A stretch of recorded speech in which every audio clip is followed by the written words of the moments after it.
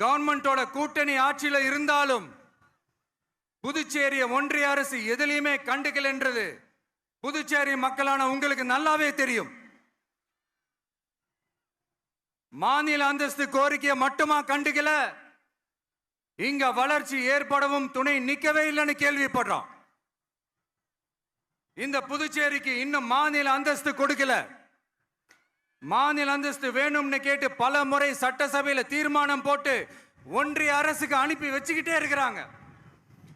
இந்த வருஷம் கூட மார்ச் மாசம் 27ஆம் தேதி 2025 அன்னைக்கு ஒரு தீர்மானம் போட்டாங்க. அது மாநில அந்தஸ்து வேணும்னு கேட்டு ஒன்றிய அரசுக்கு அனுப்புற 16வது தீர்மானம். புதுச்சேரி காரைக்கால் பகுதிகளில் மூடப்பட்ட 5 மில்கள், பல்வேறு தொழிற்சாலைகளை மீண்டும் திறக்கிறதுக்கு இதுவரைக்கும் ஒரு துரும்ப கூட கிள்ளி போடல. பல்லாயிரக்கணக்கான இளைஞர்களோட வேலை வாய்ப்புக்காக எதையுமே செய்யல. இங்க ஒரு ஐடி கம்பெனி உருவாகணும்ன்றது எண்ணமே இல்லை. அதை பத்தி யார் பேசினாலும் அது அவங்க காதல விழவே விழல. இங்க ஒரு அமைச்சரை ஊழல் குற்றச்சாட்டுல பதவி விட்டு நீக்கப்பட்டு அந்த இடத்துக்கு இன்னொருத்தரை நியமிச்சு 200 நாள் ஆச்சு. இன்னும் அவருக்கு ஒரு இலாக்காவே தரல. இந்த செயல் சிறுபான்மை மக்களை அவமானப்படுத்துறதுன்னு அந்த மக்களே சொல்றாங்க.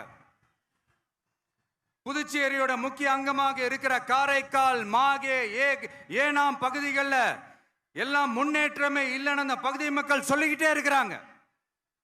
குறிப்பா காவிரியோட கடைமடை பகுதியான காரைக்காலை மொத்தமா கைவிட்ட மாதிரி தான் இருக்குது. இது எல்லாமே முன்னேற்றம் அடையணும். டூரிஸ்ட் பிளேஸ் ஆன புதுச்சேரியில போதுமான அளவு பார்க்கிங் வசதி இல்ல, போதுமான அளவு கழிப்பறை வசதி இல்ல. இதெல்லாமே மேம்படுத்தணும். புதுச்சேரி கடலூர் மார்க்கமான ரயில் திட்டம் வேணும்ங்கிறது நீண்ட கால கோரிக்கை. புதுச்சேரி மக்களுக்கு ஒன்னே ஒண்ணுதான் சொல்லணும், இந்த திமுகவை நம்பாதீங்க. அவங்களுக்கு உங்களை நம்ப வச்சு ஏமாத்துறது தான் அவங்க வேலையே. நான் சொன்ன பல கோரிக்கைகளை எல்லாம் தீர்த்து வைக்கிறதுக்கு நம்ம புதுச்சேரி கவர்மெண்ட்டுக்கும் அதோட மக்கள் திட்டங்களுக்கும் ரொம்ப அக்கறையா உண்மையா துணை நிற்கணும். தமிழ்நாட்டை ஒதுக்குற மாதிரி புதுச்சேரியும் ஒதுக்க கூடாதுன்னு நாங்க கேட்டுக்கிறோம். கிட்டத்தட்ட 20 லட்சம் பேர் வாழ்ற யூனியன் பிரதேசமான புதுச்சேரி மத்திய நிதி குழுவில் இடம்பெறவில்லை. அதனால் மாநிலங்களுக்கான நிதி பகிர்தல் அடிப்படையிலும் யூனியன் பிரதேசங்களுக்கான நிதி பகிர்தல் அடிப்படையிலும் புதுச்சேரிக்கு நிதி ஒதுக்கப்படுவதில்லை. அதனால ஒவ்வொரு ஆண்டும் புதுச்சேரிக்கு தோராயமாகவே மத்திய அரசு நிதியை விடுவிக்கிறது. அந்த நிதியும் அரசு ஊழியர்களின் சம்பளம், ஓய்வூதிய தொகை உள்ளிட்ட திட்ட செலவுகளுக்கே சென்று விடுவதால் மீத தேவைக்கு வெளிச்சந்தையிலும் கடன் பத்திரங்களை கடன் வாங்குகிறது புதுச்சேரி. இந்த நிலைமை மாறணும்னா ஒரே வழி, மாநில அந்தஸ்து நம்ம புதுச்சேரி மக்களோட பல்லாண்டு கால கோரிக்கை. புதுச்சேரிக்கு போதுமான நிதி வரத்து இல்லாததுனால வெளியே கடன் வாங்க வேண்டியதா இருக்கு. புதுச்சேரியோட கடனை குறைச்சு தற்சார்பு பொருளாதாரத்தை வளர்த்தெடுக்க திட்டங்கள் வகுக்கப்பட வேண்டும். மாநில அந்தஸ்து வாங்கினா மட்டும் போதாது இல்லையா, தொழில் வளர்ச்சியும் தேவையாச்சே.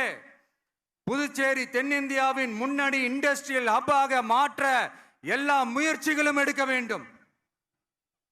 இந்திய அளவில் ரேஷன் கடைகளே இல்லாத மாநிலம் புதுச்சேரி தான். ஏழை எளிய மக்களுக்கு வாழ்வாதாரமே ரேஷன் கடைகள் தான். மற்ற மாநிலங்களில் இருக்கிற மாதிரி இங்கேயும் அரிசி, சர்க்கரை, பருப்பு, கோதுமை, எண்ணெய்னு அனைத்து பொருட்களும் வழங்கும் முறை சீராக்கப்பட வேண்டும். கடைசியா மீன் பிடிக்க செல்லும் காரைக்கால் மீனவர்களை அடிக்கடி கைது செய்யும் இலங்கை கடற்படை அவர்களின் படகுகளையும் பறிமுதல் செய்து விடுகிறது. அதனால் நீண்ட போராட்டங்களுக்கு பிறகு அவர்கள் விடுவிக்கப்பட்டாலும் படகுகள் கிடைக்காததால் படு மோசமான நிலைக்கு தள்ளப்படுகின்றனர். இந்த நிலை மாற வேண்டும்.